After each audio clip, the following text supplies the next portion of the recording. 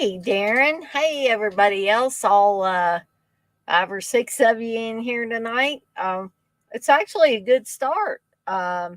Usually, I don't quite have this many at the start, so that is cool. Hey, Blissful.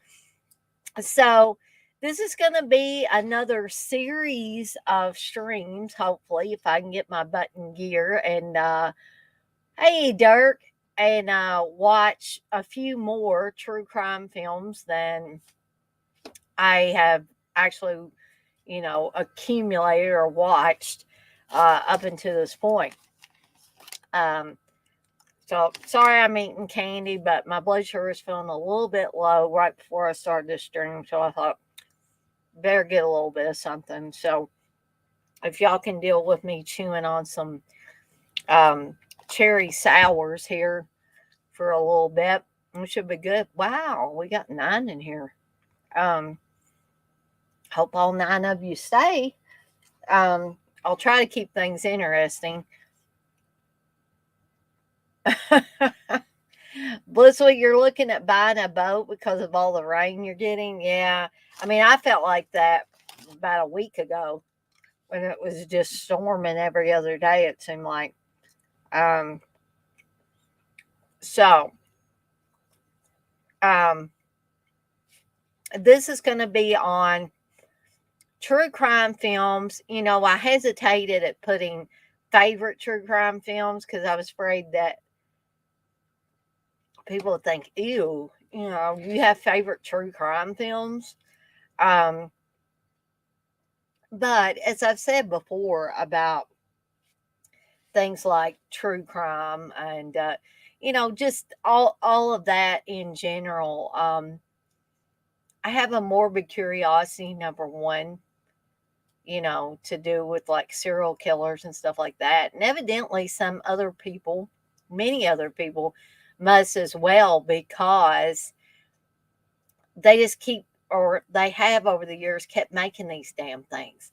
I even saw one recently that I want to watch and hopefully can cover on one of these future streams on true crime films about the Night Stalker, Richard Ramirez, that has Lou Diamond Phillips playing Richard Ramirez. So that one's been more recent, but I'm kind of interested in checking that one out. Um, so hopefully there will be plenty to cover. I'm only going to cover like 5 a stream, so it's just not overkill. I don't know, it's a funny word to use when we're talking about true crime, isn't it? Um, so I hope you guys enjoy these and maybe pick up on some true crime that you haven't watched. There's actually one that I think I had briefly heard about, but never watched until tonight. And I got intrigued enough to watch it tonight, and it actually was pretty decent. Um, oh yeah, Blissful. Me and Steve have watched interrogation footage uh, a lot over the years. The Executioner song, Dirk. That is one I've heard about, but I don't believe I've ever seen them. I'm gonna have to check that out. Um, in Cold Blood is another one that I do believe I have the DVD of that. Um, but no, actually, no, I don't have that.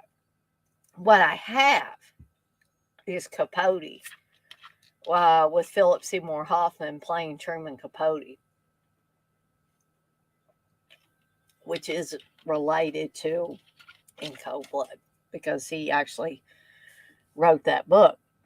But that is one I want to check out. I mean, there are several that I want to check out, and ones that I have seen parts of, but not seen them all. So I'm going to cover 5 tonight, and they're in no particular order, just the way I wrote them down here.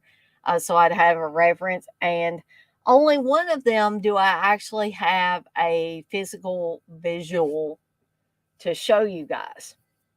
And you might be kind of shocked about which one I actually have a physical copy of.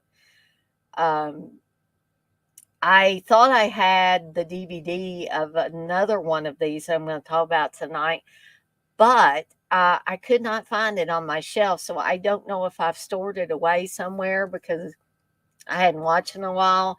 Hence, it's not a bad movie at all, or I probably wouldn't be talking about it tonight. Um, but I just, for whatever reason, have either misplaced it or stored it away somewhere. Um, Darky say, yeah, it's crazy too because of what ended up happening with Robert Blake. Yeah, exactly. Blissful, you say Truman Capote is one of your favorite authors. Okay, so before we get to this, I don't really have anything to talk about for the Daily Grindhouse, but I did want to go over the upcoming watch alongs once again before we get to these 5 true crime movies for the night. And as always, if anybody wants to come in here and talk about some of their favorite true crimes or true crime films, I'd be happy to have you. I have the link in the chat. I'm starring it right now. If it gets lost in the chat and you guys want me to repost it, I'll be glad to do so. All right.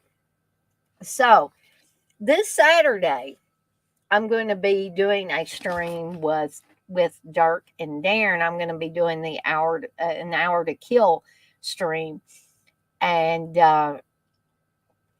I'm also planning on doing a watch along as well. As you guys and gals know that come to most all of my streams, you know that here for the last few months anyway, I've been doing watch alongs on both Saturdays and Sundays. So yesterday or last night's watch along was for summer school. Saturday was superstition, and I had Uncle Bill on with me for that one, which was really cool. So July 15th will be 1990s Scream, or the 1990s Scream, I should say. July 16th will be Sleepaway Camp. July 22nd, Jaws 2. July 23rd, Say Anything with John Cusack. Probably my all-time favorite John Cusack movie. July 29th, Sleepaway Camp 2. July 30th, Sleepaway Camp 3. Starting August 5th will be my first ever 2-part watch along, and that's going to be for Stephen King's Salem's Lot, directed by the late great Tobe Hooper. So August 5th will be part 1 of Salem's Lot, followed on Sunday, August 6th with part 2 of Salem's Lot. August 12th will be what is referred to by many as a horrible, horrible slasher film, and that's Terror on Tour. August 13th will be what many refer to as one of the greatest music and or rock movies ever made, and that is Almost Famous. August 19th will be the original Pet Sematary. August 20th will be Fast Times at Ridgemont High. August 26th will be the original Carrie, directed by Brian De Palma. And August 27th will be Mystic Pizza. Again, going to try to get myself one of those frozen Mystic pizzas from the Whole Foods here in Louisville. All right. So now to get started with the first 5 of my true crime films. Oh, goodness. But before I get started, does anybody want to come on live with me? It's okay if you can't or don't want to. I'll give it another minute or so, and then I'll go ahead and get started here. But if anybody decides a little bit later as I'm talking about these, you're welcome to join in as well. Because we may have different ones. We may have some of the same. We may have all the same. I don't know.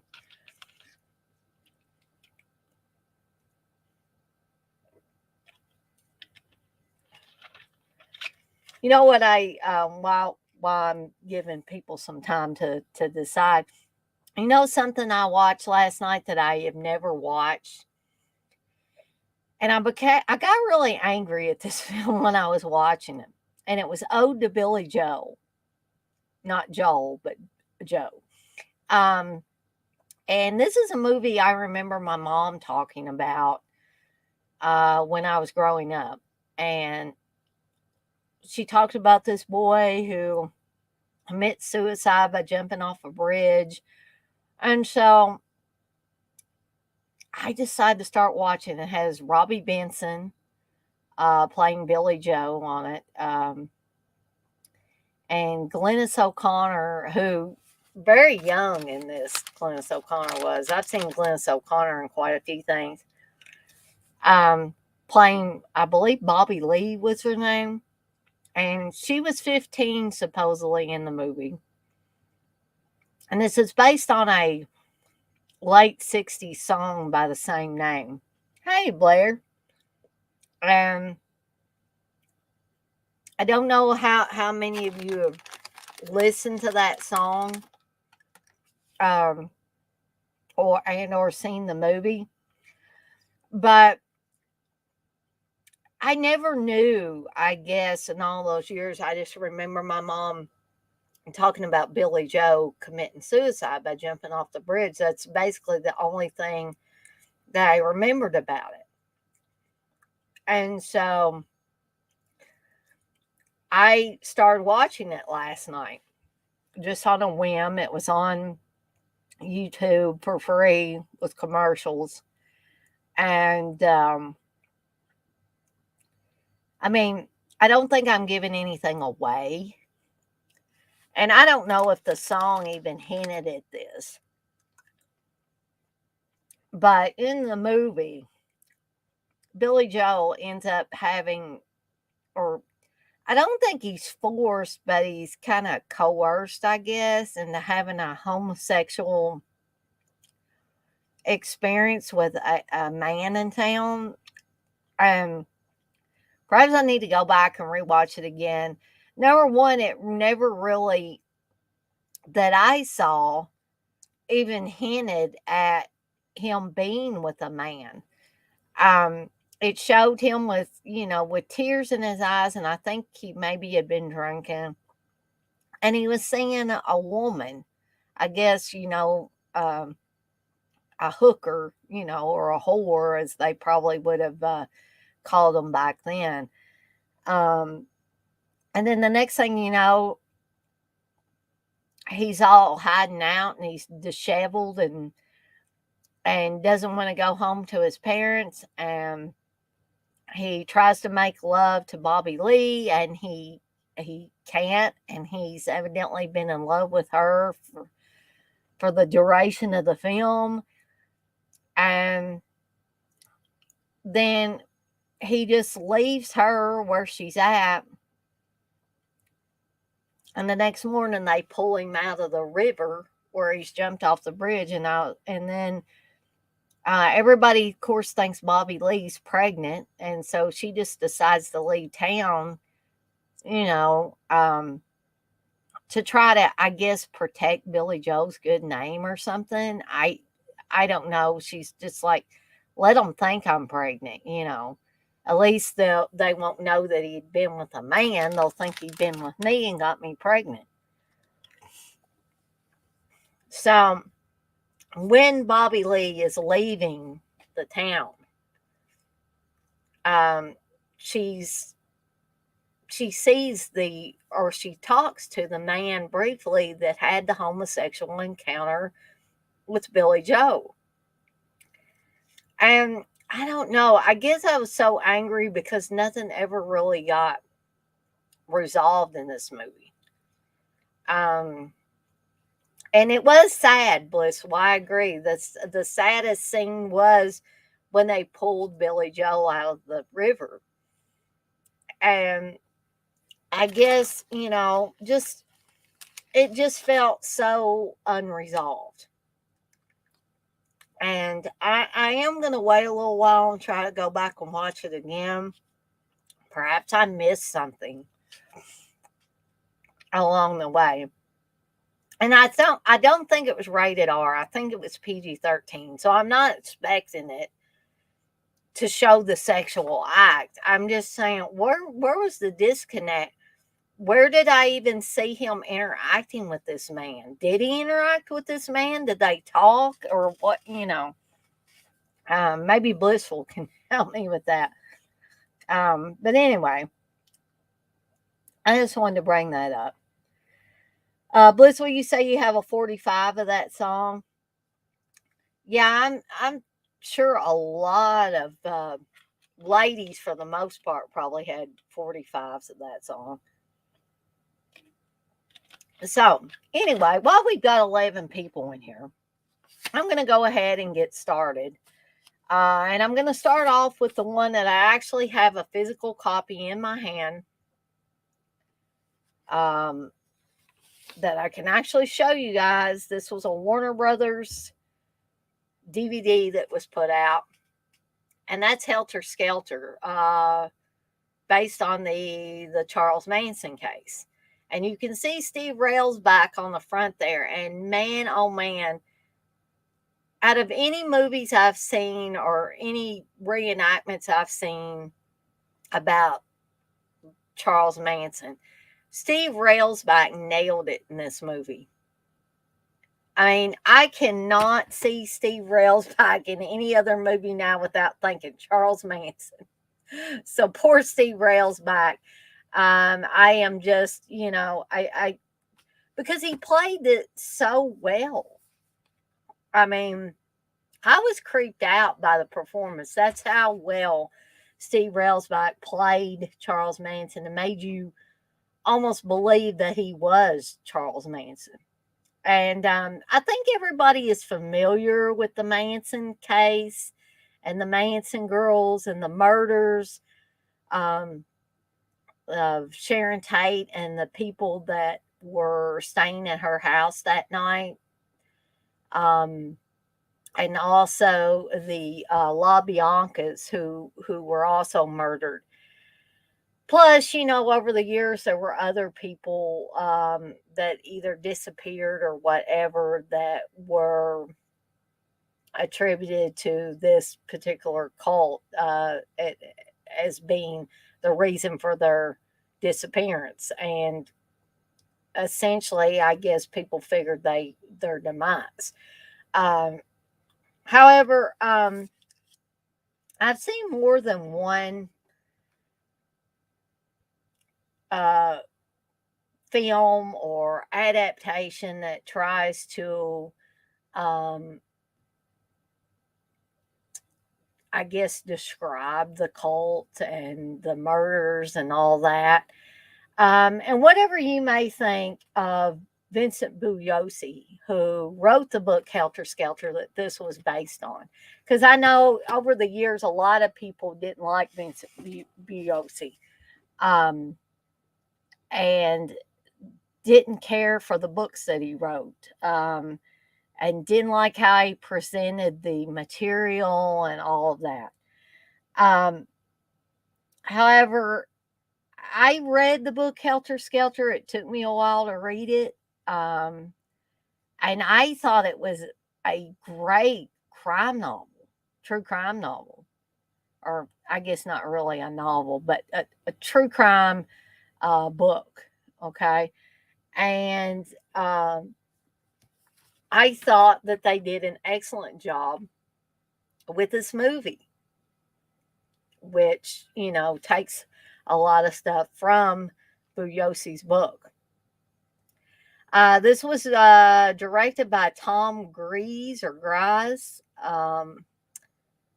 Steve Railsback, as I said, plays Charles Manson in this. But we also have, probably what a lot of you would consider familiar faces. And I'm going to go over some of these in a second. Oh yeah, Dirk, I do. I do remember serial killer trading cards. I had forgotten about it, but when you brought that up again, I was like, "Oh yeah, I remember those." Um Yeah, Darren, I think I have seen the Manson family from '97, the Jim Van Bever film. You said they were all messed up for real filming it. It's definitely worth seeing. Yeah, they're Jim Van Bever. He was always an unusual type of guy.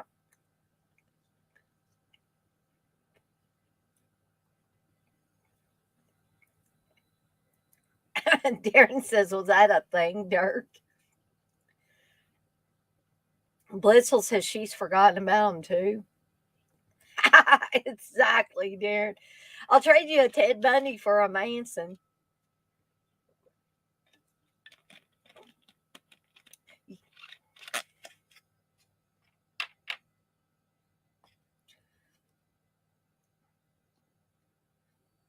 And Dirk, you say, yeah, I remember you could buy them at hobby shops and in Fangoria ads. Um, Blissful, you say Billy Joe jumped because it was in the 50s and he had his experience when he was drunk. Yeah, I kind of got that and got the vibe, that yeah, it was the 50s. It was a different time and all of that. Um, but I don't know. I guess I was expecting more in a way of an explanation, and I didn't feel like I got that. But like I said, I'm going to give it a little bit, and then I'm going to try um, watching it again. Darky said, "Yeah, it had their stats on the back. Shit was crazy. Yeah, I mean, I don't think those kind of things would get made now. Um, just because of the way society is now." Somebody would probably think it would encourage somebody to act something out just looking at these trading cards and the stats. Um, I used to know a guy that wore Charles Manson shirts. And I mean, honestly, guys and gals, he was as normal as the rest of us in here. Now, would I want to wear a Charles Manson shirt? No. But as long as somebody wasn't going around saying, yeah, I'm going to start a Charles Manson cult and reenact the Manson murder, the murders of all these people and stuff, um, or anything odd like that. I could tend to look over things like that.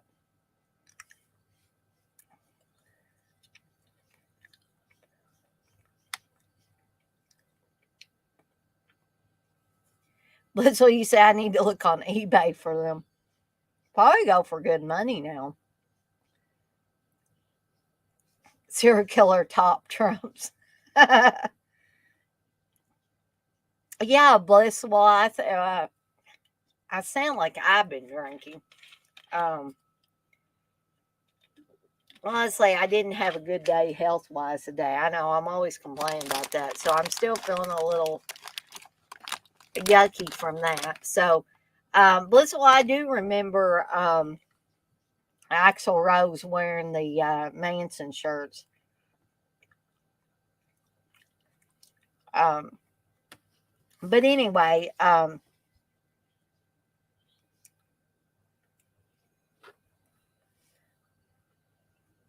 hey, Susan G. You say "Ode to Billy Joe" is not based on a true story. Bobby Gentry stated the song was about unintentional cruelty, which, totally makes sense. Um, and I probably, needed to kind of look into it more. And I don't want anybody to feel like I'm, judging the movie. I'm not saying it's an awful movie or anything. I'm just saying I think I need to give myself some time and try to watch it again. Maybe when I'm not so tired. But anyway, I don't know how many of you have seen Helter Skelter. I had watched it more than once. It used to be on heavy rotation on TBS. And I'm assuming that this was like a TV miniseries type of deal.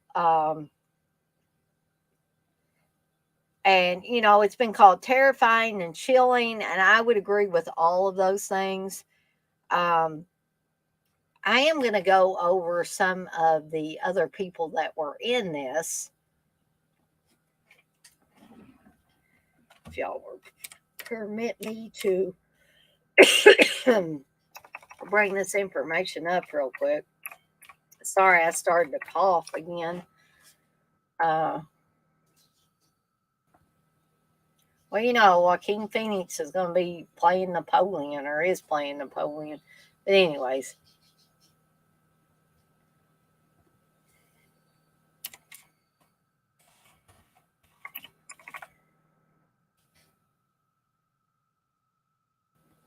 and this movie actually came out 1976, came out the year I was born.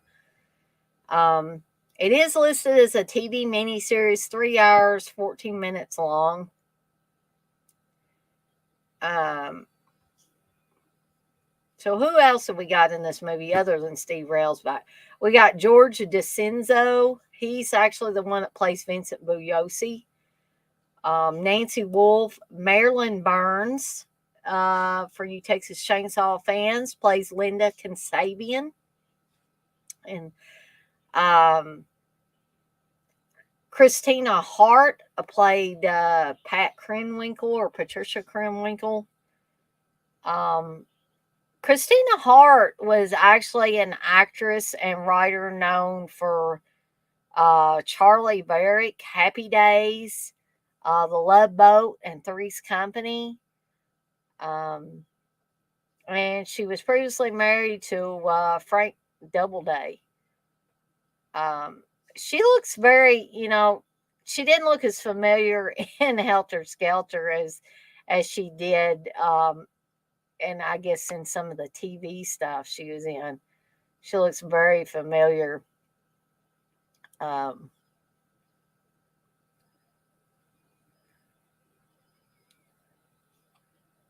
she looked like she might have been on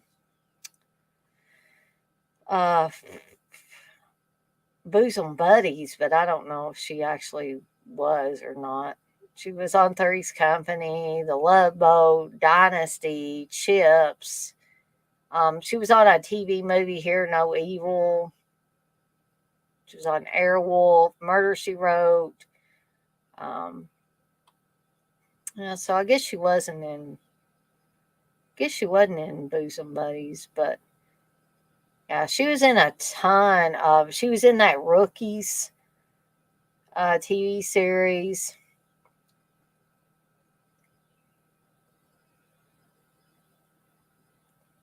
So anyway, let's go back and see who else we got in here. Um, Alan Oppenheimer.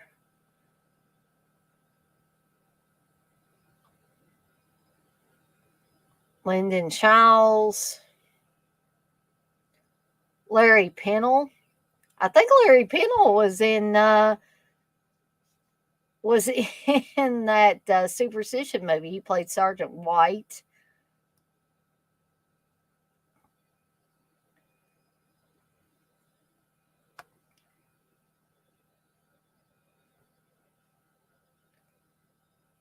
Just trying to see if there are any other familiar names that you guys might be familiar with.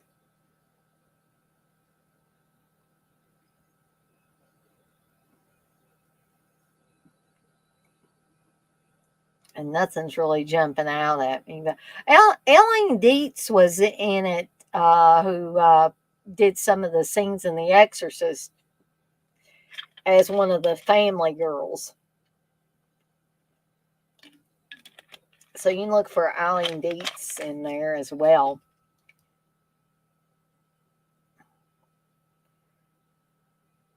But anyway, a lot of people in it, not necessarily people that everybody would know, but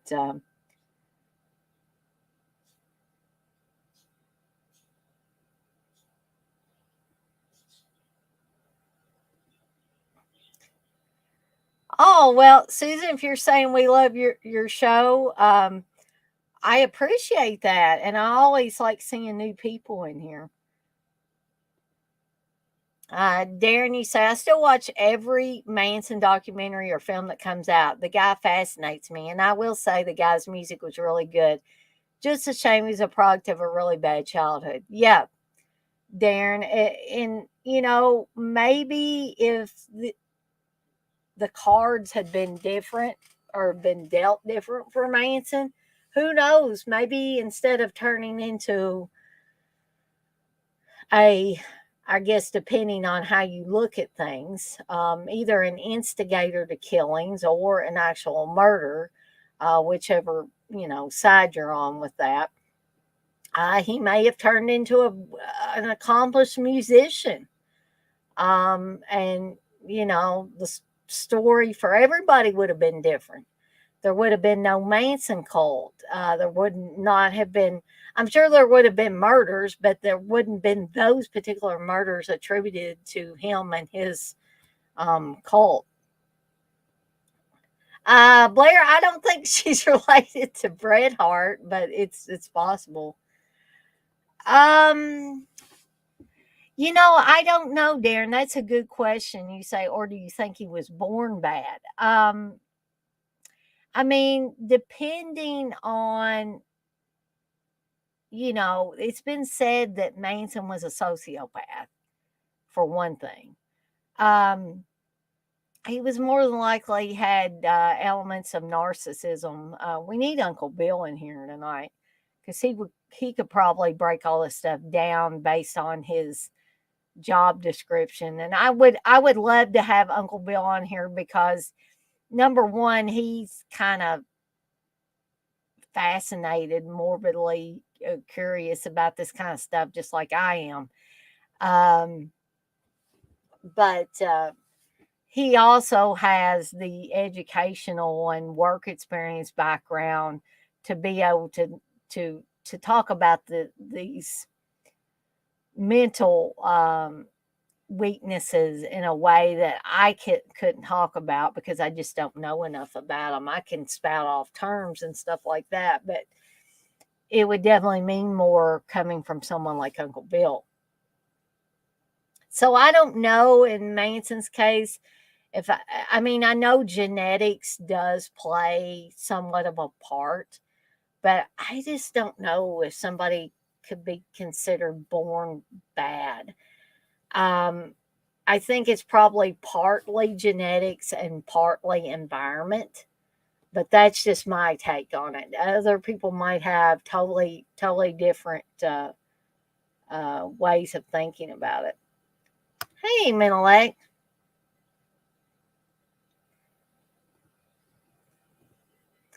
Blissful, you say, Darren, I'm fascinated with Manson. I recently watched Charlie Says. I don't think I've seen that. I need to check that out. Like you say, sociopaths are made, psychopaths are born. Interesting. Yeah, I haven't seen it either, Darren. I'd like to know more about it.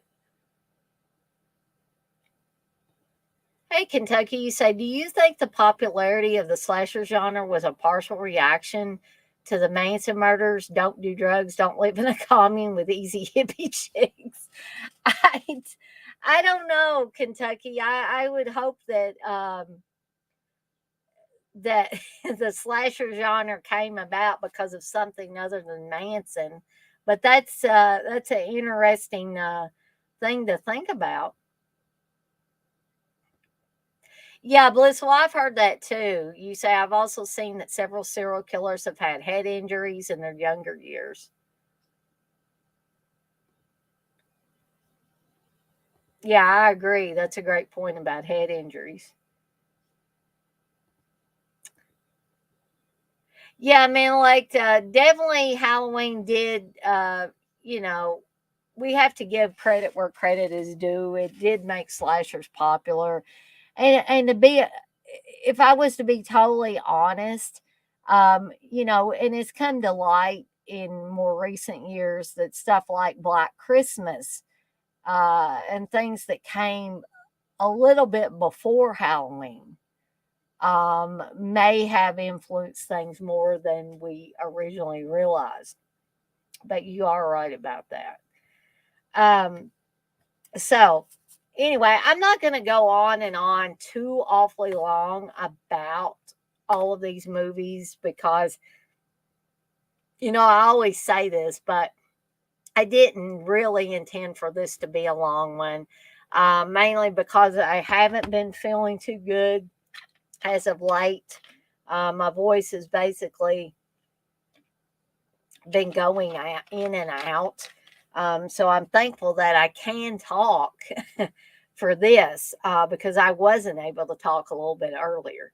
So it just kind of comes and goes as it wants to. Um, but anyway, that is Helter Skelter. I urge you, if you're interested in the topic of true crime, serial killers, cults, all of that, that you check this one out if you haven't seen it. I feel like it's really good, pretty comprehensive film about Manson, about his cult, um, about the trial, all of that. And I think it, follows Buyosi's book pretty close. Okay, so moving on, like I said, that's the only one I got an actual physical copy of. But the next one, let me see if I can at least get a digital picture on here for you guys to see real briefly. Um,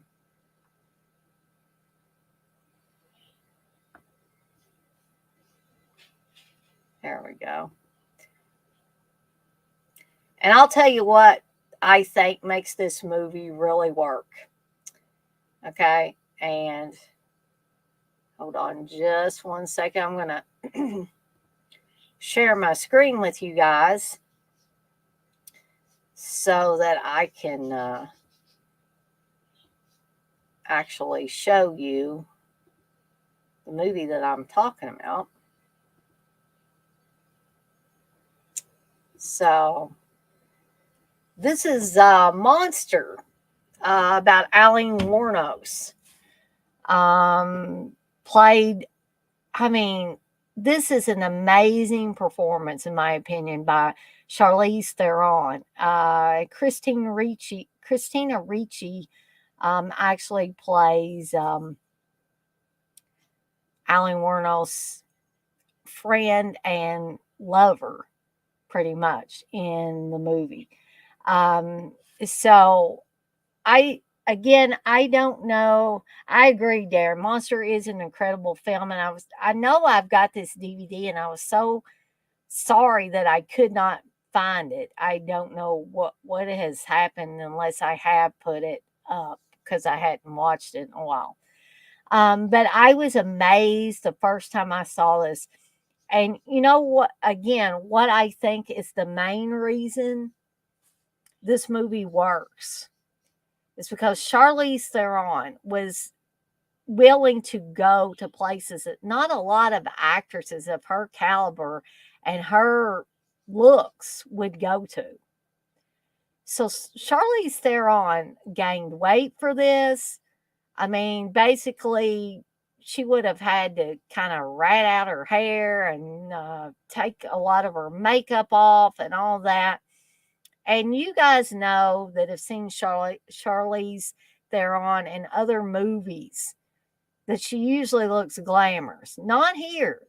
She was willing to go all the way to play the Alan Warnos character to pretty much to a T. Um,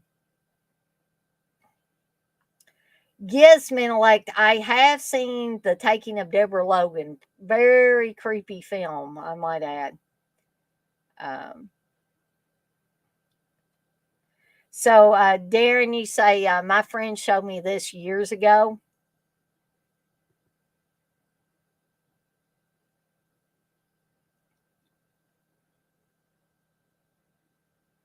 I mean, like you say, at Blissville, my friend was haunted by it. Um, but again, Monster is based on the story of Eileen Wuornos. Um, and for those of you that don't know the story of Eileen Wuornos, I mean, I could describe it in my way, but she was one of the few women uh, serial killers, and one of the bigger ones that was talked about. So Eileen Wuornos was, and she passed away in 2002. Was an American serial killer. In 1989 to 1990, while engaging in street prostitution along highways in Florida, she shot dead and robbed 7 of her male clients. Wuornos claimed that her clients had either raped or attempted to rape her, and that the homicides of the men were committed in self-defense. And I believe that that is brought about in the movie Monster. Wuornos was sentenced to death for 6 of the murders. She was executed on October 9th, 2002 by lethal injection after spending more than 10 years on Florida's death row. So in the feature film Monster from 2003, Wuornos' story is described from her first murder until her execution. For her portrayal of Wuornos, Charlize Theron won the Academy Award for Best Actress, which is something you don't see very often when you're dealing with this type of material. Now, she was cremated, and her ashes, in case anybody is interested, were scattered in Fostoria, Tuscola County, Michigan.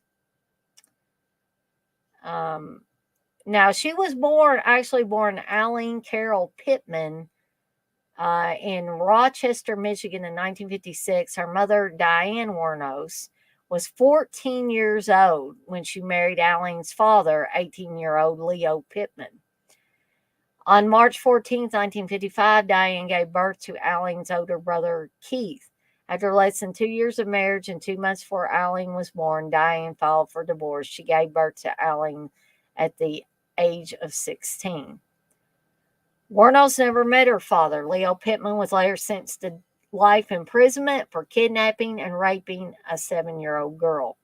Pittman was diagnosed with schizophrenia. He committed suicide by hanging in prison on January 30th, 1969. January 1960, when Wuornos was almost 4 years old, Diane abandoned her children, leaving them with their maternal grandparents, Laurie and Britta Wuornos, both alcoholics, who legally adopted Keith and Eileen on March 18, 1960. Now, by the age of 11, guys and gals, 11, Wuornos began engaging in sexual activities in school in exchange for cigarettes, drugs, and food. She had also engaged in sexual activities with her brother. Wuornos said that her alcoholic grandfather had sexually assaulted and beaten her when she was a child. Before beating her, he would force her to strip out of her clothes. In 1970, at age 14, she became pregnant, having been raped by a family friend. Wuornos gave birth to a boy at a home for unwed mothers on March 23, 1971, and the child was placed for adoption.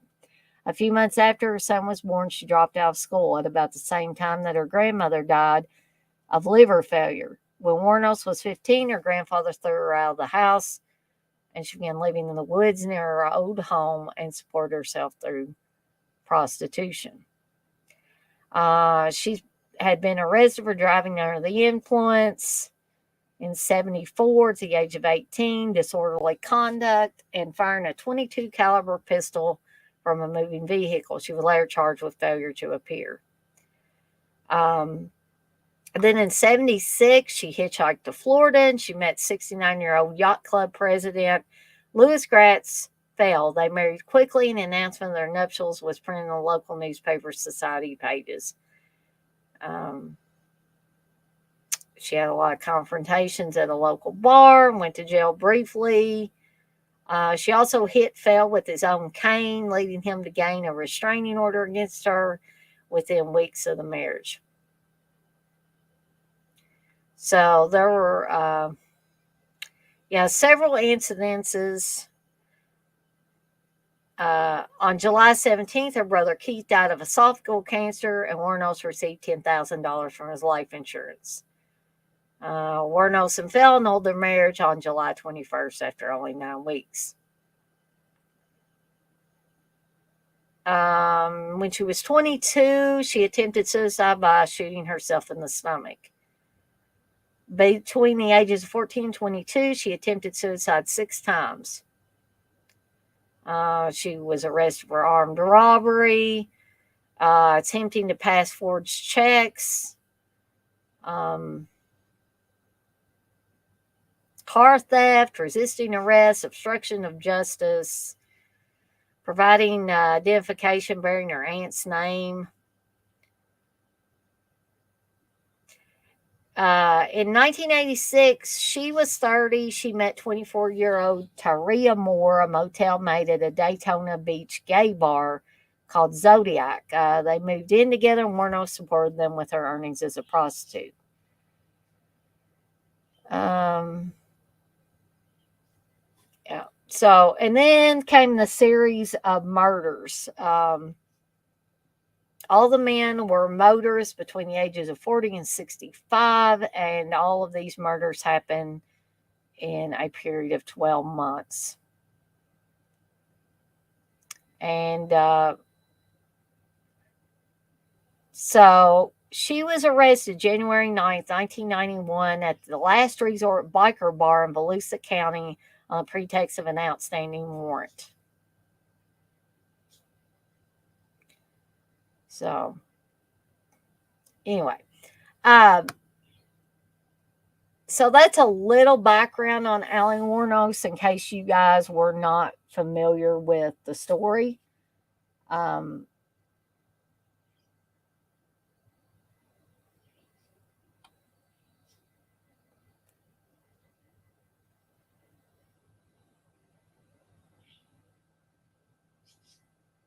Blissful, you say you feel like she never had a chance from the start. Yeah, from looking at that historical viewpoint, yeah, sounded like to me, if I was going to say that a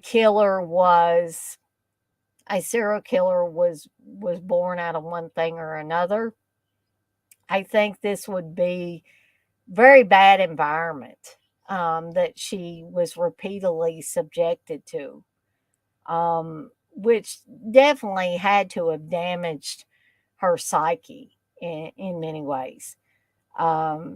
So if you want to see a really good movie on Allie Wuornos, played by the great Charlize Theron, who again went all the way with this one.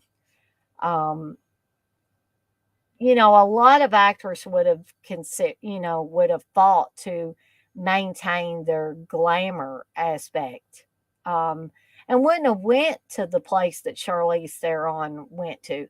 She must have had to go to a very dark place, and I would assume that this was a very difficult role to pull off, but she does it. And I applaud her for it because that was probably her greatest role, in my opinion.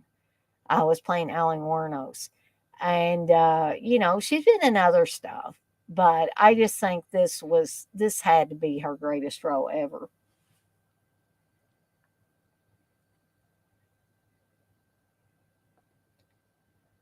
Um, Millett, I believe you. I just never heard this or never, even thought about that. You say Ellen was only put on death row because she was considered not attractive.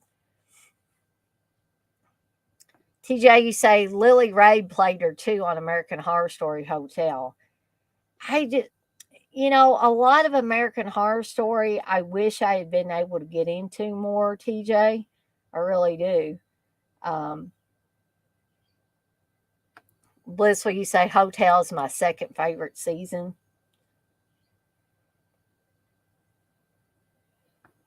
TJ says, yeah, back when the show was worth watching, Blissful.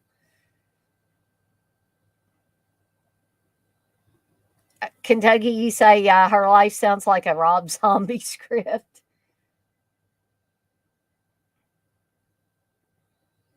TJ, you say, good thing Meryl Streep was too old to play her. I don't know, Blissful. I have wondered the same thing. And, for instance, they a lot of people indicated that Heath Ledger, after playing the Joker, they think that that's what led to his demise. Now, I don't know, but they talk like that role was very, very hard on Heath Ledger. But yeah, I couldn't even imagine how somebody would decompress after that.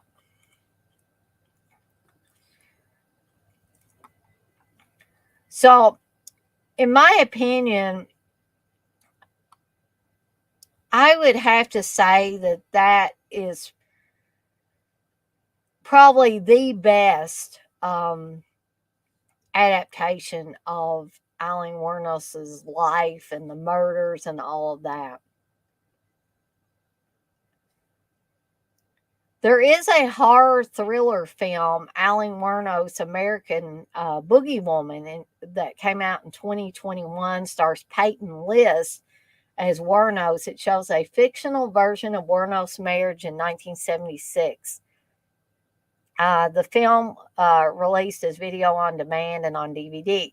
There's also a TV movie called Overkill, the Eileen Wuornos story, that came out in 1992.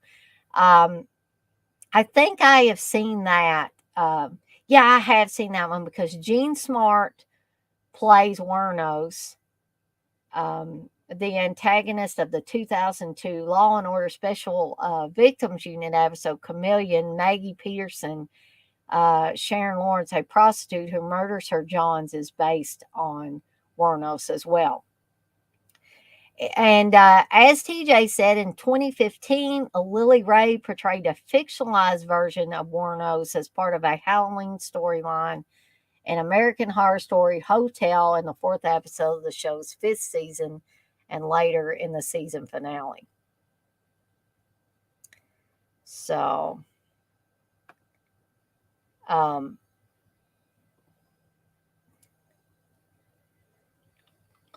So again, I'm not going to go on and on about each one of these movies. I just wanted to cover, a little bit about each one of these. But I can, fully recommend Monster if you're interested at all in the Eileen Wuornos story. Okay. So the third one is one that I've seen many, many times. And keep in mind, guys and gals, that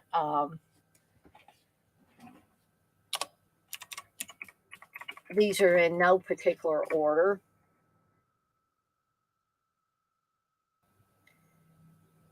Uh, so I'm going to share my screen with you guys and gals again here. Give me 1 second here. And the one I'm talking about now, of course, is 1986's The Deliberate Stranger about Ted Bundy. This is also based on the book by a journalist who knew and was friends with Ted Bundy for a long time. And when Ted Bundy was first arrested, um, Dick Larson, I believe, was the journalist who ended up writing the book, The Deliberate Stranger. Mr. Larson had a hard time wrapping his head around the fact that his then friend was, responsible for the murders of several women.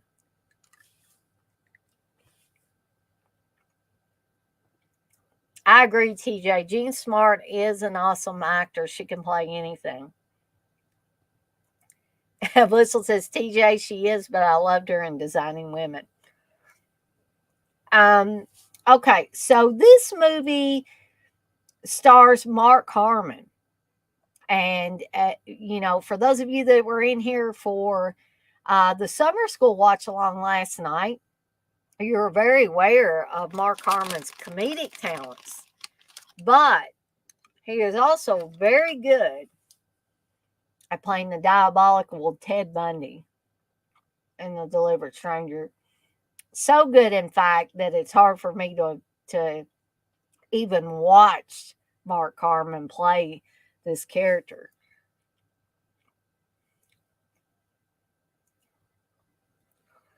So I feel like a lot of people know who Ted Bundy is, what he was accused of. But I will give you some background on the Bundy case and all that. And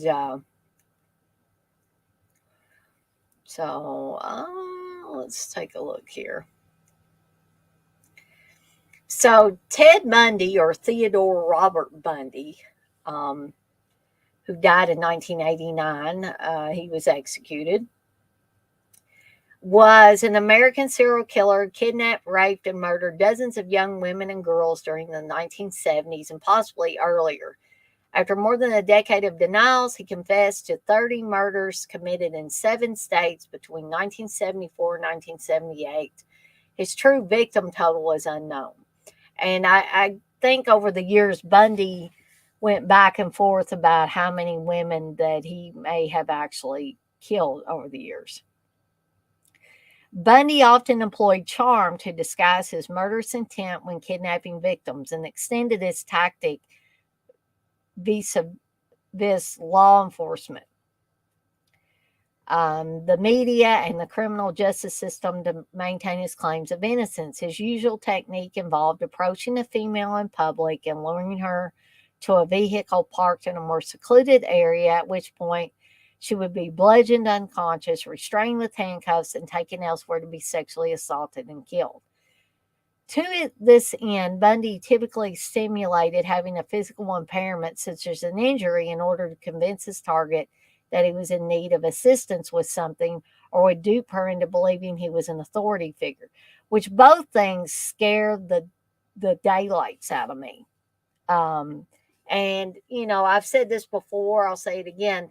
This is another big reason why I read up on these people or watch movies about these people, because I want to know who to watch out for.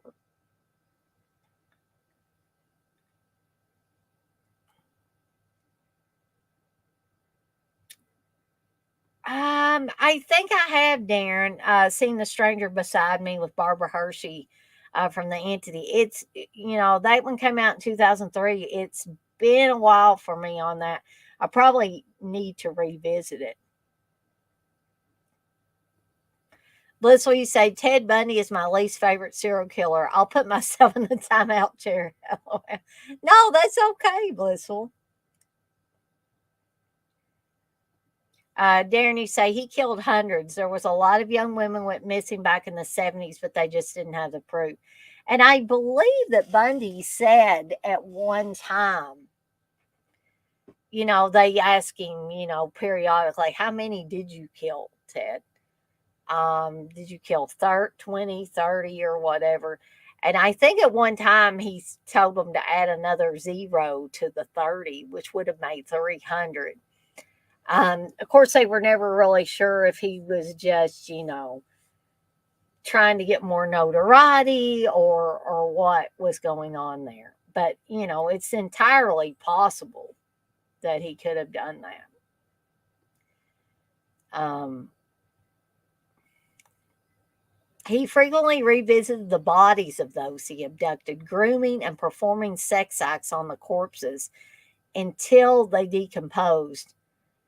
Um, and destruction by wild animals made further interactions impossible. At least 12 of his victims were decapitated and their severed heads kept as mementos in his apartment.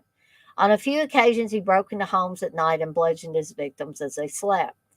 In 75, Bundy was arrested and jailed in Utah for aggravated kidnapping and attempted criminal assault. He then became a suspect in a progressively longer list of unsolved homicides in several states, facing murder charges in Colorado. Bundy had engineered two dramatic escapes and committed further assaults in Florida, including 3 murders, before his ultimate recapture in 1978. For the Florida homicides, he received 3 death sentences and 2 trials and was executed at a Florida State Prison in Rayford on January 24, 1989. Ann Rule, who was an ex-cop, characterized him as a sadistic sociopath who took pleasure from another human's pain and the control he had over his victims to the point of death and even after. But Ann Rule, being an ex-cop, she worked on a crisis line with Ted Bundy and for years was not able to have any inkling that he was capable of these heinous crimes. Bundy once described himself as the most cold-hearted son of a bitch you'll ever meet, a statement with which attorney Polly Nelson, a member of his last defense team, agreed. Ted, she wrote, was the very definition of heartless evil.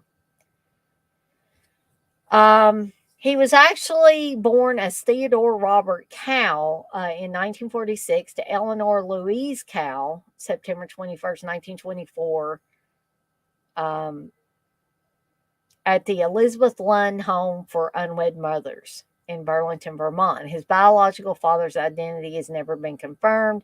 His original birth certificate apparently assigns paternity to a salesman and United States Air Force veteran named Lloyd Marshall, though a copy of it listed his father is unknown. Louise claims she met a war veteran named Jack Worthington, who abandoned her soon after she became pregnant. Census records reveal that several men by the name of John Worthington and Lloyd Marshall lived near Louise when Bundy was conceived. Some family members expressed suspicions that Bundy might have been fathered by Louise's own father. However, in the 2020 documentary film Crazy Not Insane, psychiatrist Dorothy Otnow Lewis claims she received a sample of Bundy's blood and had arranged a DNA test, which confirmed that Bundy was not the product of incest. For the first 3 years of his life, Bundy lived in the Philadelphia neighborhood of Roxborough with his maternal grandparents Samuel Netsch Cow and Eleanor Miriam Longstreet, who raised him as their son to avoid the social stigma that accompanied birth outside of wedlock at that time. So he thought his mother was his older sister, as well as family and friends were told that his grandparents were his parents and that his mother was his older sister. Bundy eventually discovered the truth, although his recollections of the circumstances varied. He told a girlfriend that a cousin showed him a copy of his birth certificate after calling him a bastard.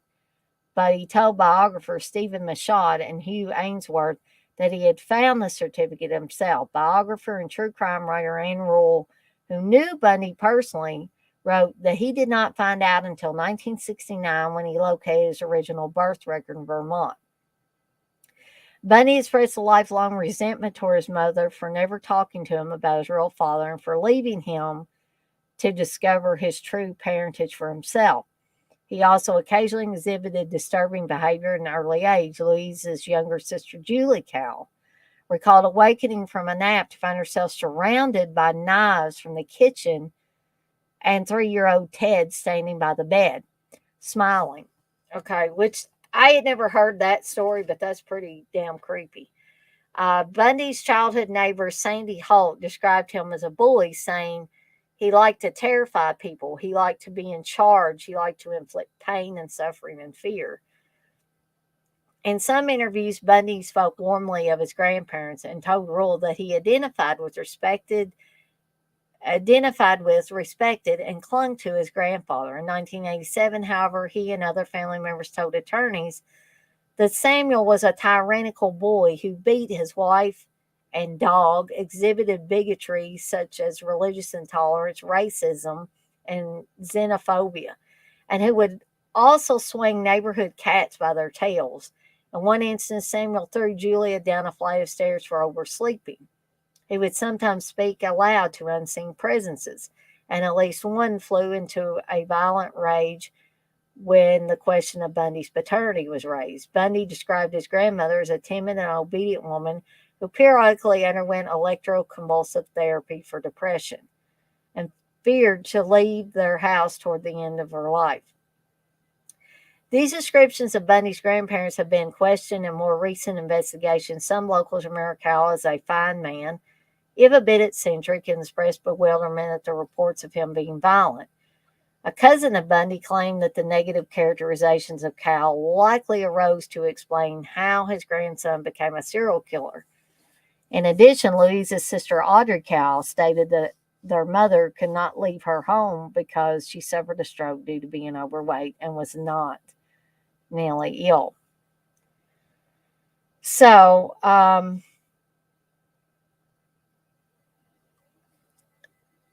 there's a little bit of background on the real Ted Bundy. Oh, yes. Extremely wicked, shocking, evil, and vile. But I unfortunately did not finish that up, Darren. I need to go back and try to finish that up. Um,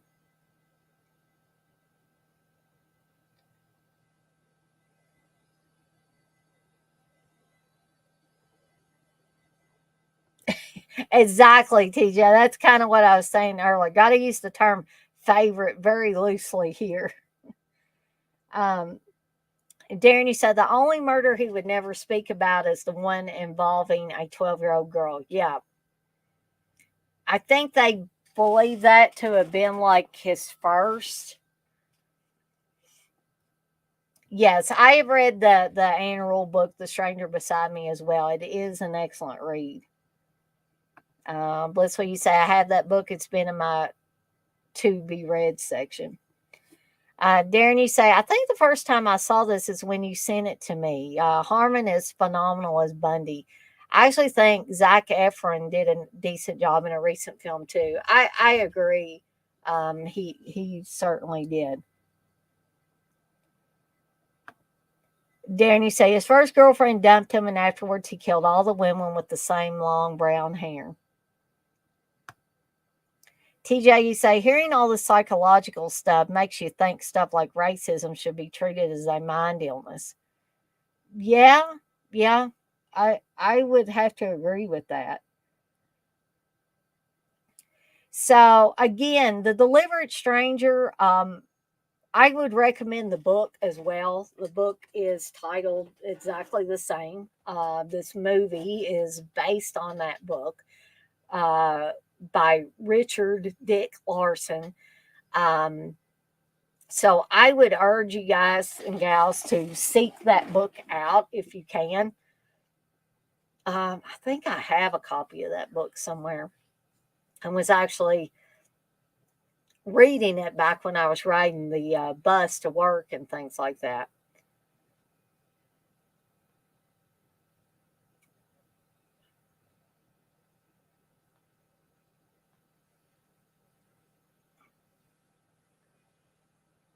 Danny said, no, this 22-year-old was called Kimberly Leach and happened during his breakout. But you're right, they did think he killed a young child first. Sorry, I meant 12-year-old. Okay, gotcha, Darren. So, yeah, okay, so there were two different, like, young children, which is, yeah, gives me cold chills actually thinking about it. So, again, if you've not seen The Delivered Stranger, haven't read the book, I urge you to seek both of them out. Mark Harmon does do a phenomenal job playing Ted Bundy. I agree, Darren, totally on that. And it just is a testament to what a great actor Mark Harmon actually is, because he can play somebody like Freddie Shoop and be so comedic and lighthearted and all of that. And, a few years before, be this sadistic, serial killer um, in The Delivered Stranger. Just amazing, amazing work on Mark Harmon's part. And I think he's a big part of why that movie works so well.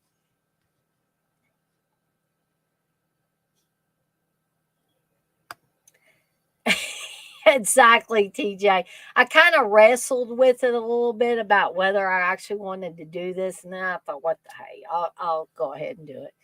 You say gonna need recovery after this stream heavy subject. I definitely agree with that. And there's more to come, TJ. So just a little warning there. Okay. I agree, Darren. Definitely one of the best actors ever. Um, so moving on to the next one in my list of five here. Um, I'll stop sharing my screen there. Number four on my list is Out of the Darkness about Son of Sam. Um, and I had never seen this movie before. I think this was a made for TV movie, came out in 1985, called Out of the Darkness. And it stars Martin Sheen, who plays the basically the head cop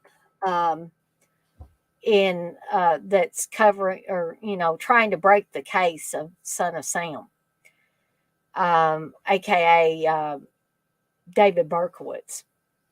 And well, actually, it says this is rated R. Hmm. But it says it's a TV movie. I don't know that you saw, shots fired, glass breaking, stuff like that. But I don't know if that rated R is just like symbolic or something of like, TV 14 or whatever you might call it. But Out of the Darkness, let me just share my screen because I obviously don't have a physical copy of this, so I'm going to share my screen again with you guys and gals.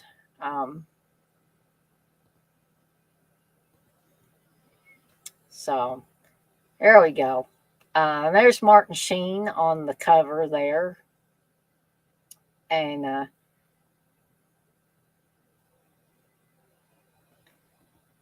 so, Darren, you said it was a TV movie. So I don't know. I don't know of any TV movies that are actually rated R or PG-13 or anything like that. I don't even know if they did rate them anyway back in those days. Um, Blissful, you say I had to take a break from true crime. I just watch the solved cases now. Yeah, sometimes you got to do that because this stuff can get very, very dark very quickly. Darren, you say it was a TV movie. TJ, you say a lot of dark or true crime like TV in the 80s. Yep. Blissful, you say some 80s fashion was true crime. Um, Darren, you said there's a good docu-series all about the Son of Sam on Netflix. Cool. I may have to check that out. We still got Netflix. So not only does this movie cover the Son of Sam case, but it also the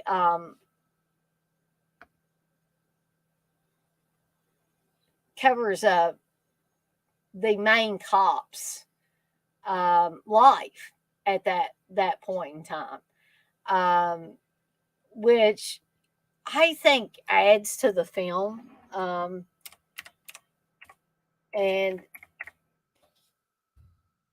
some people might say that it makes it overly dramatic, but I don't know. I think it works. Um, and here's something else, guys and gals. Guess who else is on here? And I didn't even know he was on here. Well, Hector Elizondo is on here as well, playing Father George. But Joe freaking Spinell is on this movie, playing a very unhinged guy in this movie who's an ex cop and he's a little crazy. He plays Jim Halsey in this movie. But um, Martin Sheen plays the main cop, Eddie Zigo, or Ed Zigo, who I'm guessing this was true about Ed Zigo's wife, Anne, having heart valve surgery and then dying soon after the surgery. So not only does it deal with the Son of Sam case, but it deals with Ed Zigo's life at that time and the troubles and the sadness and all of that. The scene where he sees his wife right after the surgery and they got all the tubes and stuff coming out of her, but the doctor assures him that the surgery went well, and I'm like, I can't get it out of my mind. I keep thinking, something's going to happen here, something's going to happen here, and I hadn't even read up on Ed Zigo or anything like that. Um, and so the family comes back, and something's wrong when the nurse at the nurse's station doesn't want him going back to his wife's room. And he's like, "What's wrong?" He's got flowers in his hand and all that stuff. And the doctor comes out and says, "Oh, where have you been? We've been trying to get a hold of you." And he tells him that something, unfortunately went wrong. And the breakdown that Ed has, or Martin Sheen has, playing Ed Zigo at that point in time when he's told by the doctor that they tried everything they could, but she didn't make it. And, he picks this doctor up and slams him against the wall and says, you told me that there were no complications. You told me there were no complications. Um, and, he ends up, telling these doctors, they go to the hospital chapel. And he tells these doctors, "I don't want you to touch her." They want to do a postmortem on her to figure out what truly caused her passing. And he's not having any of it. He said, "I don't want any of you guys to touch her." And he's crying and all that. And he calls up a friend of his who does autopsies. And he says, "I want you to do it. I don't want these guys to touch her." And the case is actually part of what brings him out of that deep, dark depression. You know, Instead of, his son tells him at one point, "Well, um, your boss said that you could have as much time off as you need." And um, he says something to the effect of, "God does not provide that much time." And there's a beautiful scene where Ed goes to this aquarium that his friend Father George tends to. I mean, he's a priest, but he also does this, and he says, "We just got some new animals in. I want to show you this." Because a funny thing, and I did not realize that this was a thing. I've had people die in my family that I was really close to, and I never experienced that thing where you don't have any memories, or you hardly have any memories of the person that's died. Steve has told me he does that.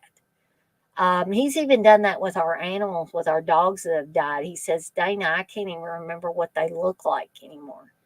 And I just thought, it's so strange. I've never experienced that. And I heard Martin Sheen as Ed Zigo say that in this film. I'm like, oh my gosh, this must really be a real thing. Not that I thought Steve was lying or anything, but, because he says Father George is telling him, you can have memories of Anne, you can have memories of your wife. And he says, no, I don't. I can't. I've known her since she was 13 years old, and I can't even remember her hardly. And Father George says, you will. And that's when he shows him the whales that they have just got in at the aquarium.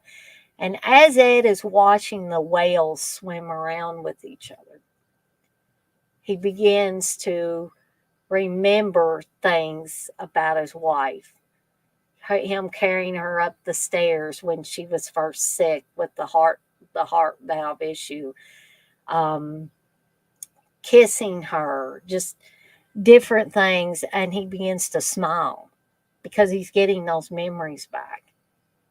And I just thought, in the midst of all of this horror with the Son of Sam stuff and with his wife dying and all of that, you have this very kind of haunting but beautiful scene in the middle of all this loss, that I have not seen in any other true crime movie that I've ever watched.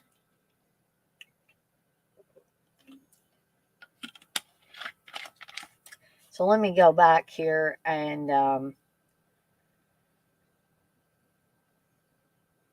read through what you guys are. Hey, John, you say, hey, all, long time no talk. Does Joe Dirt count as true crime? Hey, man, where's my auto trader? I guess you could count that as true crime, John. Um, TJ, you said the son of my sister Sam. LOL, that would be a good movie.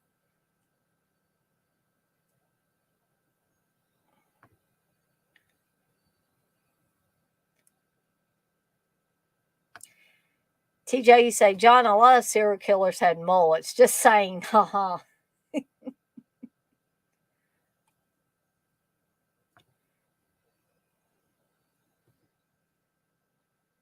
Are you talking about Out of the Darkness, Darren? Yeah, this is on YouTube. There's actually more than one copy of it floating around. I mean, I think it's pretty much the same copy, but this one I watched was pretty decent quality, clear and all that. Johnny said, I went down a true crime rabbit hole last week reading about the I-40 killer. I'm surprised he doesn't have a movie or TV show yet. It's probably coming, John. So I go down these rabbit holes as well, and I'll just on and on and on, and you just get deeper and deeper into it. Oh, I-70. Okay. Um, Darren, you say, I went on a rabbit hole with the Golden State Killer. There's an awesome podcast about it called The Man in the Window. I think I remember you bringing the Golden State Killer up before, Darren. Bliss, will you say, John, I've skimmed over that case. Bliss, will you also say, Darren, I'm loving the forensic DNA. So many cases solved. Johnny say, yeah, it's like mental blackout almost, compartmentalizing trauma. Yeah, I guess for whatever reason, like I said, I didn't think Steve was making it up. Um, I just never had experienced that before. Johnny said, our mind has an interesting way of throwing up mental firewalls against things we don't like. Yeah, and I think that is what Steve does because he's trying to protect himself. And so exactly, it's a mental firewall. That's a great way of describing it. Darren, you saying the weepy voice killer? Check it out on YouTube. His phone calls were chilling. Ooh, yeah, I may have to give myself a little while before I watch that. John says, "Yeah, Darren, that shit is crazy." And Darren, you said so many cases getting solved 50 years later. So, if you have not seen Out of the Darkness about Son of Sam, oh, and the guy that plays David Berkowitz, the Son of Sam, is Robert Trebor, who, oh my gosh, this guy does an excellent job. You don't really see him until the end or towards the end. And he was in some episodes of Hercules, The Legendary Journeys, it looks like.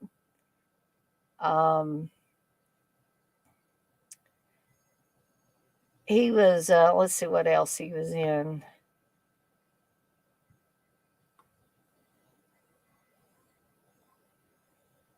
He was in Magnum Force, the Dirty Harry movie, playing a reporter. He was uncredited. He was in Gorp, playing Rabbi Blowitz. Something called the 6 O'Clock News from 1985, which I've never seen. He's in some episodes of Miami Vice, Simon and Simon. He was in My Demon Lover, playing Charles. He was in that show Frank's Place, Murphy Brown, Baywatch, Empty Nest, Night Court, Parker Lewis Can't Lose. A TV series called Dark Justice.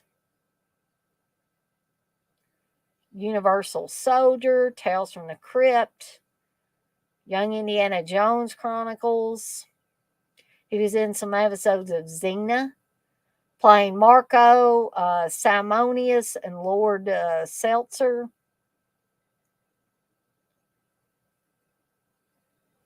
He was actually in The Devil's Rejects. He was uncredited in that. He played Marty Walker. And he was also in the movie Hail Caesar as well. And I think he was the producer of it. That's from 2016. So, but like I said, he does an amazing job playing David Berkowitz, aka the Son of Sam. Even though, you don't really see anything other than a hand with the gun shooting people in their cars for much of the movie. You don't see this guy until almost the end of the movie.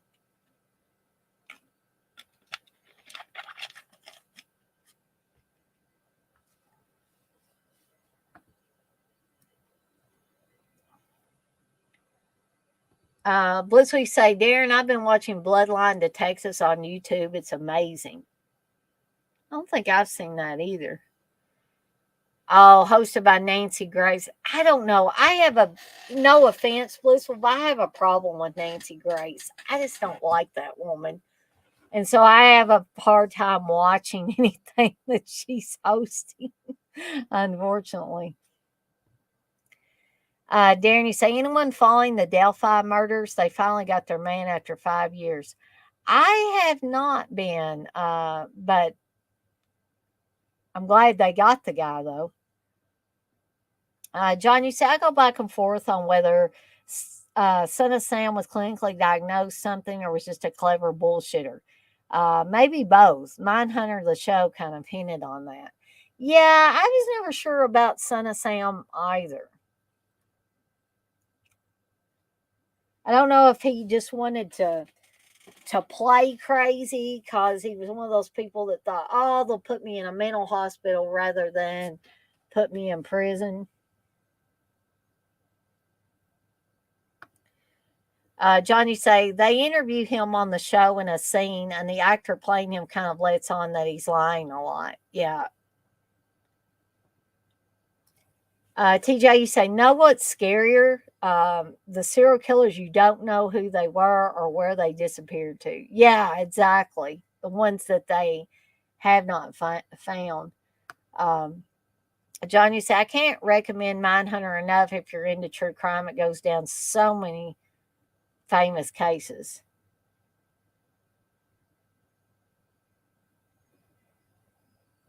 Blissful, right? You say TJ Hunter's in America as we talk.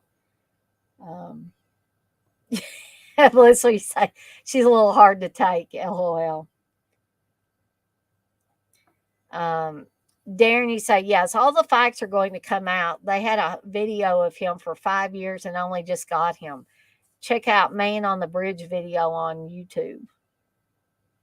You guys are giving me a lot of stuff to watch. TJ, you say, some of them I bet go into public office. Blissful. LOL. Ooh, man, that's a scary thought.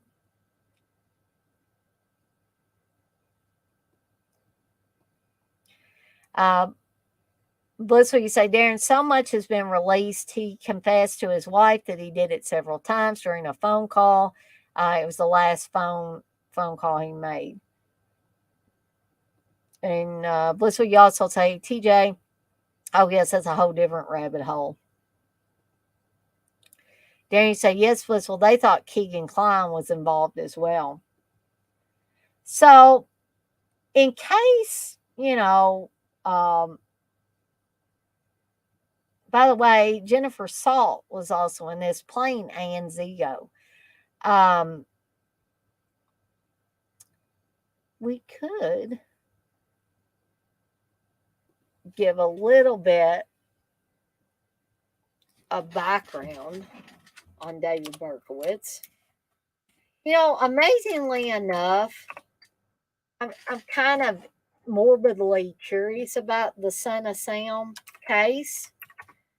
But I haven't really done that much research into him, and I don't know why. All these other guys and gals I have.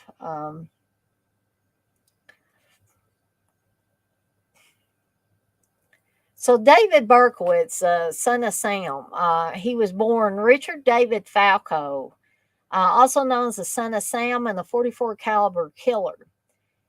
He's an American serial killer who pled guilty to 8 shootings that began in New York City on July 29, 1976, again, the year I was born. Berkowitz grew up in New York City and served in the United States Army using a 44 special caliber bulldog revolver. He killed 6 people and wounded 7 others by July 1977, terrorizing New Yorkers and gaining worldwide notoriety. Berkowitz eluded the biggest police manhunt in the city's history, while leaving letters that mocked the police and promised further crimes, which were highly publicized by the press. Berkowitz was arrested on August 10, 1977, and subsequently indicted for 8 shootings. He confessed to all of them and initially claimed to have been obeying the orders of a demon manifested in the form of a black dog belonging to his neighbor Sam. After being found mentally competent to stand trial, he pled guilty to second-degree murder and was sentenced to 6 consecutive life sentences in a state prison with the possibility of parole after 25 years. He subsequently admitted the dog and devil story was a hoax. In police investigations, Berkowitz was also implicated in many unsolved arsons in the city. Intense media coverage of the case lent a kind of celebrity status to Berkowitz, which many observers noted that he seemed to enjoy. The New York State Legislature enacted new statutes known popularly as Son of Sam laws, designed to keep criminals from financially profiting from the publicity created by their crimes. The statutes have remained law in New York State despite various legal challenges, and similar laws have been enacted in several other states. During the mid-1990s, Berkowitz, by then professing to be a converted evangelical Christian, amended his confession to claim that he had been a member of a violent satanic cult that orchestrated the incidents as ritual murder. A new investigation of the murders began in 1996, but was suspended indefinitely after inconclusive findings.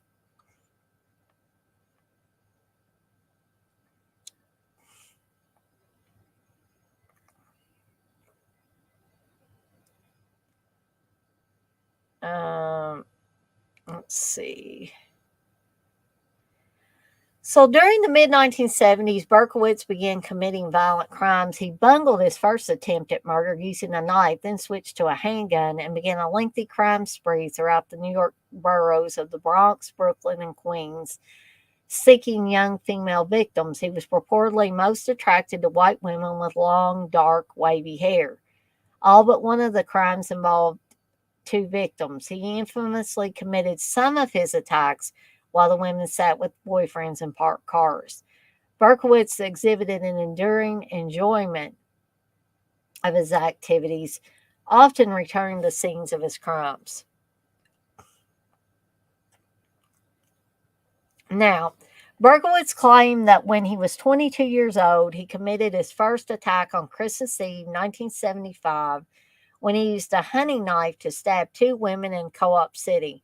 The first alleged victim, a Hispanic woman, was never identified by police. The second was 15-year-old Michelle Foreman, a sophomore at Truman High School, whom he stabbed 6 times on a bridge near Dreiser Loop and whose injuries were serious enough for her to be hospitalized for a week. Berkowitz was not suspected of these crimes, and soon afterward he relocated to an apartment in Yonkers. Uh,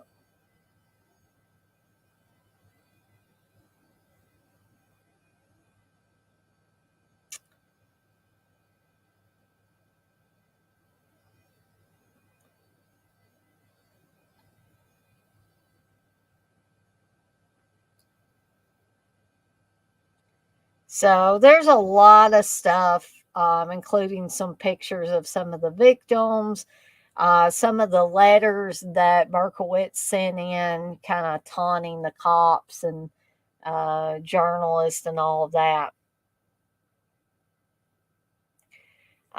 Some of the things he said, like, I'm deeply hurt by your calling me a women hater. I am not, but I am a monster. I'm the son of Sam. I am a little brat. When Father Sam gets drunk, he gets mean. He beats his family. Sometimes he ties me up to the back of the house. Other times he locks me in the garage. Sam loves to drink blood. Go out and kill, commands Father Sam.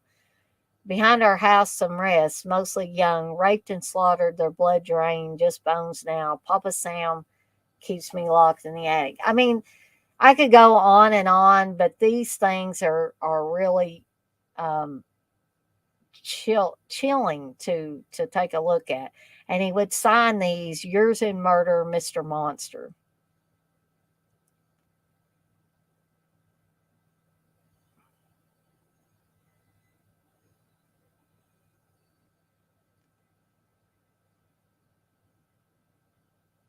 So I'm looking through this, the events leading up to his arrest, and Out of the Darkness was pretty dead on, well, spot on, maybe I should say, because on August 10th, police investigated Berkowitz's car, which was parked outside his apartment building at 35 Pine Street, Yonkers. They saw a gun in the back seat, searched the car, and found a duffel bag filled with the ammunition, maps of the crime scenes, and a threatening letter addressed to Inspector Timothy Dowd of the Son of Sam Task Force. Police decided to wait for Berkowitz to leave the apartment rather than risk a violent confrontation in the building's narrow hallway. They also waited to obtain a search warrant for the apartment, worried that their search might be challenged in court.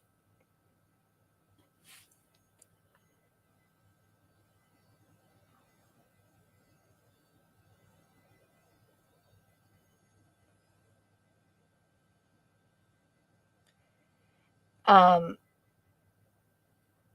so, as described in Son of Sam, 1981, by Lawrence D. Klausner, Faltico remembered the big, inexplicable smile on the man's face. Now that I've got you, Detective Faltico said to the suspect, who have I got? And he says, you know, the man said, and what the detective remembered was a soft, almost sweet voice. No, I don't. You tell me. The man turned his head and said, I'm Sam. You're Sam. Sam who? Sam, David Berkowitz. An alternate version claims that Berkowitz's first words were reported to be, well, you got me. How come it took you such a long time?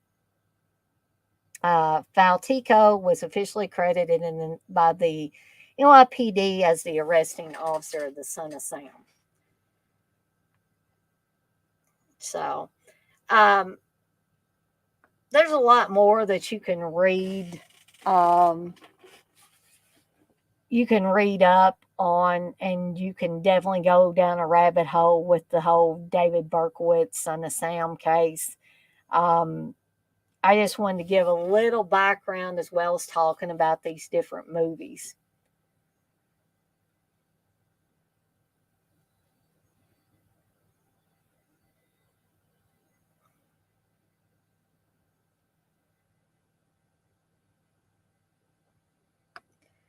That's what you say, Darren. I think it's too coincidental. And Darren, you say he did a deal with the cops. Blissful, you say Darren Gray Hughes has mapped out from when the girls were dropped off to where they found them. He's my go to on this case. Darren, you say David Berkowitz did do an interview, which you can see on YouTube. He's a born again Christian now. Yep, supposedly.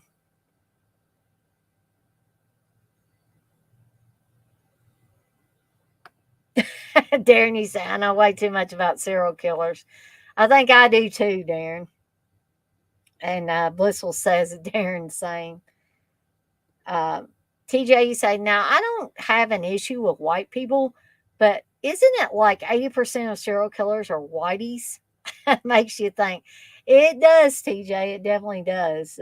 John agrees as well. Oh my gosh, yes, John. You say Shelley from Friday 3 could have played a good David Berkowitz. Danny said was rumored to be 4 or 5 serial killers in New York City at the same time. There was the killer who starred in The Exorcist, killing gay men and leaving body parts in the Hudson River. Yep, watch Cruising. Lord help me, I love Cruising too, John.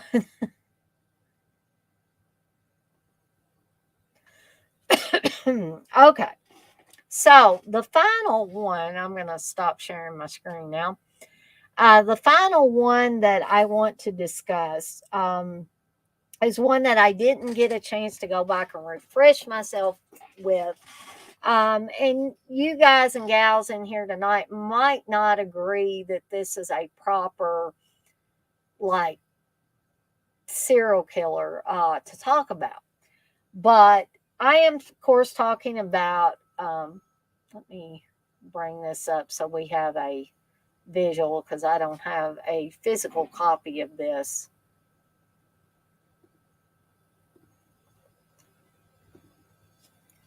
Hold on.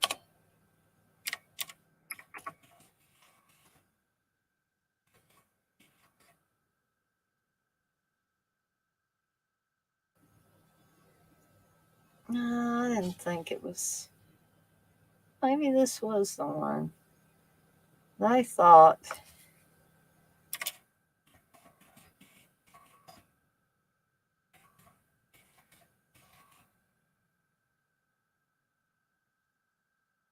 Okay. So, the movie that I'm talking about here, this has James Belushi and Gregory Hines in it. And there may be another movie on this as well, but this is the one that I keep seeing popping up. And so let's share the screen here. And I'm talking about Who Killed Atlanta's Children, starring James Belushi and Gregory Hines. This is the case of Wayne Williams. who was accused of killing several children and teenagers in Atlanta back in the 70s, I believe, and maybe into the early 80s. Maybe it was just in the 80s. Hold on just a second here. I don't want to get my facts wrong here. Um, so I guess 1981 killings that he was in prison for, of two men in Atlanta, Georgia. Although never tried for the additional murders, he is also believed to be responsible for at least 24 of the 30 Atlanta murders of 1979 through 1981, also known as the Atlanta child murders. Wayne Williams, son of Homer and Faye Williams, was born May 27, 1958, and raised in the Dixie Hills neighborhood of southwest Atlanta, Georgia. Both of his parents were teachers. Williams graduated from Douglas High School and developed a keen interest in radio and journalism. He constructed his own carrier current radio station, began frequenting stations WIGO and WAOK, where he befriended a number of the announcing crew and began dabbling in becoming a pop music producer and manager. So he first became a suspect in the Atlanta murders on the morning of May 22nd, 1981, when a police surveillance team watching the James Jackson Parkway Bridge spanning the Chattahoochee River, a spot where multiple bodies had been discovered previously, heard a big loud splash, suggesting that something had been thrown from the bridge into the river below. The first automobile to exit the bridge after the splash at roughly 2:50 a.m. belonged to Williams. When stopped and questioned, he told police that he was on his way to check on an address in the neighboring town ahead of an audition. Following morning with a the following morning with a young singer named Cheryl Johnson. However, both the phone number he gave police and Cheryl Johnson turned out to be fictitious, which definitely didn't look good on old Wayne. And 2 days later, on May 24th, the nude body of a 27-year-old Nathaniel Carter, who had been missing for 4 days and was last seen with Williams, was discovered in the river. The medical examiner ruled he had died of probable asphyxia, but never specifically said he had been strangled. Police thought that Williams had killed Cater, and that his body was the source of the sound they heard as his car crossed the bridge. Williams failed 3 polygraph tests. Hairs and fibers retrieved from the body of another victim, Jimmy Ray Payne, were found to be consistent with those from his home, car, and dog. Co-workers told police they had seen Williams with scratches on his face and arms around the time of the murders, which investigators surmised could have been inflicted by victims during struggles. Williams had a press conference outside his home to proclaim his innocence, volunteering that he had failed the polygraph test, which would have been inadmissible in court. Williams was questioned again by police for 12 hours on June 3rd and 4th at FBI headquarters and released without arrest or charge, but remained under surveillance.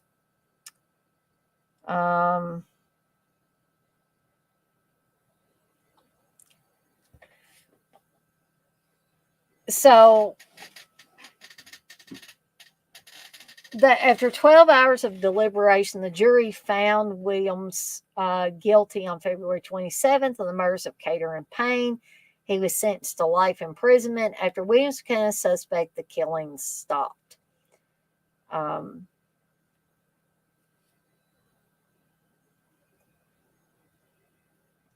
In early 2004, Williams sought a retrial again, with his attorneys arguing that law enforcement officials covered up evidence of involvement by the Ku Klux Klan and that carpet fibers purportedly linking him to the crimes would not stand up to scientific scrutiny. A federal judge rejected the request for retrial on October 17, 2006. So Williams was never tried for any of the Atlanta child murders. However, police attributed 22 other deaths, including those of 18 minors, to Williams. Williams is serving his sentence at Telfair State Prison on November 20th, 2019. Williams was again denied parole. He will next be eligible for parole in November 2027. So he's maintained his innocence from the beginning. He claimed that Atlanta officials covered up evidence of KKK involvement in the killings to avoid a race war in the city. His lawyers have said the conviction was a profound miscarriage of justice. Um, so there's a lot of stuff um, that could go against him being guilty um, of the at least the child murders.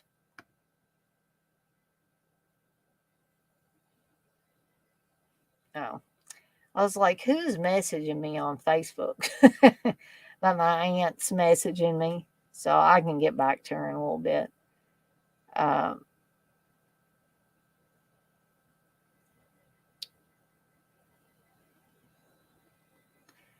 so, but there are other things, surrounding, there's evidence for and against whether he did this or not. Um, so Williams appears as the main antagonist in several media portrayals of the case. He was first depicted in the 1985 television miniseries, and I think that's probably the one I really remember. So I could include both of these on that number five. So the 1985 television miniseries was the Atlanta Child Murders, and he was played by Calvin Levels. And then in 2000, Showtime released a drama film titled Who Killed Atlanta's Children with Clay Bennett playing Williams. In 2018, Williams and the Atlanta child murders were the subject of the true crime podcast Atlanta Monster, hosted by Payne Lindsay and co produced by Tenderfoot TV and How Stuff Works. In 2019, Williams was featured in season 2 of the Netflix series Mindhunter, so which we've talked about tonight, alongside others such as Charles Manson and David Berkowitz. Williams' character was portrayed by Christopher Livingston. Okay, so I'm going to stop sharing my screen again.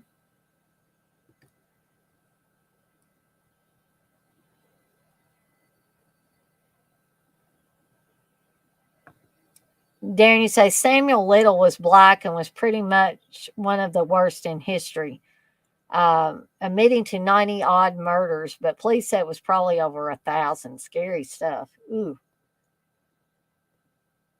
But yeah, Darren says, TJ, I agree, though they are rare. Darren, you haven't heard of Wayne Williams and the association with the Atlanta child murders? Blissful says, Darren, that case was mind blowing. Blissful, you say, I couldn't delve in that case. I can't when children are involved. It's very difficult for me as well. And I totally understand that. That's why I can't watch Adam very much, about poor Adam Walsh. It is definitely, it's hard to read anything about that. It's hard to watch anything about that. Blissful, you say, the Delphi case is completely breaking my heart. So, guys and gals, I officially, it's a shame because we still got 13 people in here and we've had a good crowd for most of the night. And it seems like, I don't want to say that people were enjoying it, but I'm guessing they were getting something out of it. And I will be continuing with these. I'll have another 5 true crime movies to talk about probably next Monday. Now, tomorrow night, I will be covering 5 more disturbing horror films. Wednesday, barring anything happening, TJ and I will be continuing to discuss episodes of Friday the 13th, the series, the first season. We're going to try to cover 10 episodes this time. I got to get my butt in gear and watch a few more of those and um, take notes or whatever I got to do to remember everything in my old age. Um, Thursday, I don't know. I never know. It seems like from day to day, I may come up with something. Friday, I usually take Fridays off from doing things. And Saturday, of course, I will not only be on Dirk and Darren's stream, An Hour to Kill, but I will be later doing a watch along, both on Saturday and Sunday. Somebody's setting off fireworks again. Wow. And it'll be the 1990s Scream, and then, what did I say? Sleepaway Camp. Yeah, Sleepaway Camp on Sunday. So,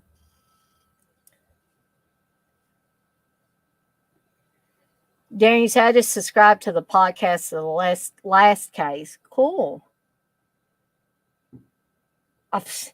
Uncle Bill, you just now getting here? Man.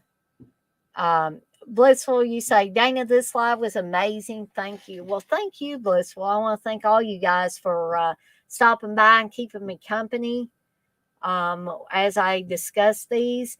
And remember, there's more to come. Uncle Bill, I was actually talking about 5 true crime movies. This is going to be a continuing series of streams for me, though. So if you want to come on at any point in time, I'm probably going to be doing them on Mondays. If you want to come on at any point in time and talk about some of yours that you've watched, and like I said earlier, I'm hesitant to say favorite, but I had to put something on there.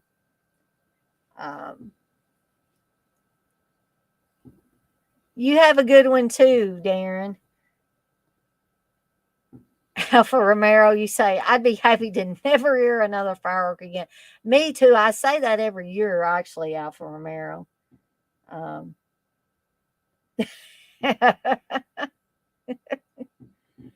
Yeah, I don't know if y'all can hear those or not, but they're really popping around here. Alpha Romero, you say, damn, I'm late. Just finally got the kid to bed.